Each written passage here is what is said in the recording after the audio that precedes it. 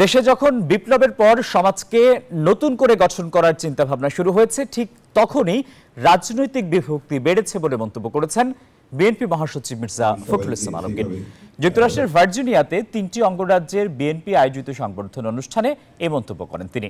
এ সময় ফখরুল আরও বলেন, পুরো একটি জেনারেশনকে অন্ধকারে ঠেলে দেওয়া হয়েছে। এজন্য সম্পূর্ণভাবে দায়ী হাসিনা সরকারের 15 বছরের দুঃশাসন। অনুষ্ঠানে কয়েকশো যুক্তরাষ্ট্র প্রবাসী নেতাকর্মী সমর্থক যোগ দেন। ফ্যাসিবাদের যে আক্রমণ, সে আক্রমণ থেকে কোনো সাংবিধানিক প্রতিষ্ঠানকে রক্ষা করা সম্ভব হয়নি বলেও জানান ফখরুল। আমি সবাইকে সেইভাবে আমরা গত 15-16 বছরে বাংলাদেশে যে অভিজ্ঞতা আমাদের হয়েছে, সেই অভিজ্ঞতা অত্যন্ত ভয়াবহ। হাসিনার সরকার শুধু আমাদের ক্ষতি করেনি, সারা বাংলাদেশের ক্ষতি করেছে। বাংলাদেশের অর্থনীতি, রাজনীতি, সামাজিক অবস্থা এবং মনন মানসিকতারও একটা অসাধারণ অভূতপূর্ব ক্ষতি করেছে।